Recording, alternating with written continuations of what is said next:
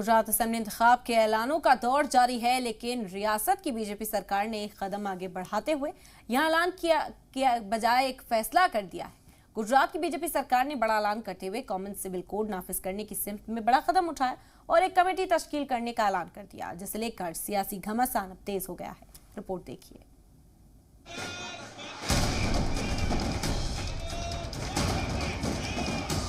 Uniform civil code के अमलीकरण के लिए एक कमेटी का गठन करना ये तय किया है।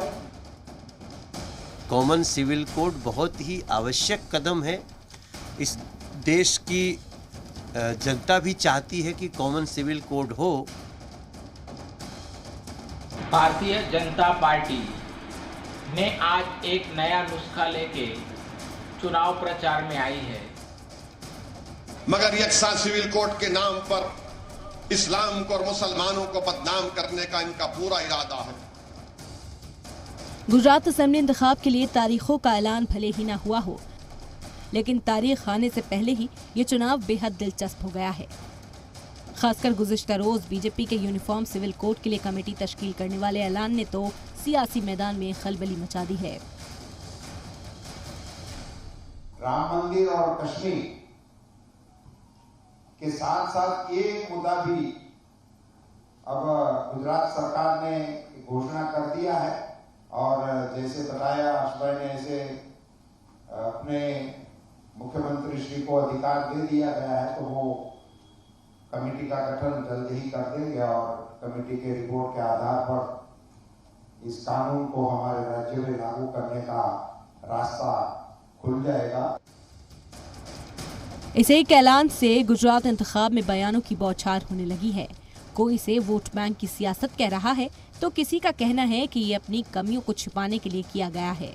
AIMIM के सदर असदुद्दीन ओवैसी बीजेपी के इस कदम को मुसलमानों की बदनामी से जोड़ रहे हैं।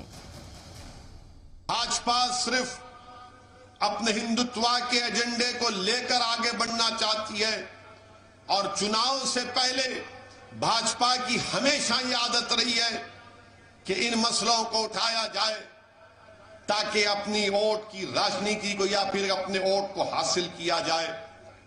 क्या यूनिफॉर्म सिविल कोड बनाकर आर्टिकल 29 के खिलाफ कोई कानून बना सकता है? मुझे अख्तियार है अपनी तहजीब को बचाने का। क्या आप मेरी तहजीब को मुझसे छीन लेंगे? मगर यकसा सिविल कोड के नाम पर इस्लाम को और मुसलमानों को बदनाम करने का इनका पूरा इरादा है। गुजरात सरकार के इस फैसले को लेकर कांग्रेस ने इल्जाम लगाया है कि बीजेपी पोलराइजेशन की सियासत कर रही है। उसे सिर्फ तरक्की की बात करनी चाहिए। भारतीय जनता पार्टी ध्रुवीकरण की राजनीति कर रही है, वो स्पष्ट दिखाई देती है। जनता गुजरात की नाराज है, महंगाई से नाराज है, बेरोजगारी से नाराज है, व्यापार धंधा पूरा ठप हो चुका है और भारतीय जनता पार्टी हर मोर्चे पे उनकी सरकार विफल रही है। तो भारतीय जनता पार्टी लोगों को भ्रमित करने के लिए एक ये सीमांत सिविल कोड का नुस्खा लेके बाजार में आई है।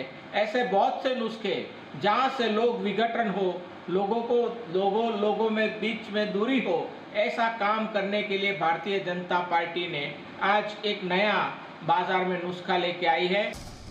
इस ऐलान पर उठ रहे सवालों को लेकर बीजेपी ने मुखालफिन पर पलटवार किया है। बीजेपी रुकने पार्लियामान मनोज तिवारी ने कहा है कि जिन्हें सिविल कोड की जानकारी नहीं है, वो ही इसकी मुखालफत कर रहे हैं। कॉमन सिविल कोड बहुत ही आवश्यक कदम है। इस देश की जनता भी चाहती है कि कॉमन सिविल कोड हो। कुछ लोग कम जानकारी के आधार पर इसका विरोध भी करते हैं। मुझे लगता है कि जो भी भारत से प्यार करता होगा उसको निश्चित रूप से कॉमन कोड से बहुत फ़ायदा महसूस करेगा और ऐसा होना भी चाहिए, ऐसा हमारा विचार है। यूनिफॉर्म सिविल कोड सभी जाति मज़ाहिब के लोगों पर यकसा कानून नाफिज होगा। बीजेपी के ज़ेर इख्तियार रियासत उत्तराखंड में भी सरकार ने पिछले असेंबली चुनाव से ठीक पहले UCC लाने का ऐलान किया था। देखना ये होगा कि गुजरात की आवाम बीजेपी सरकार के इस ऐलान को किस तरह से लेती है। ब्यूरो रिपोर्ट, जी मीडिया।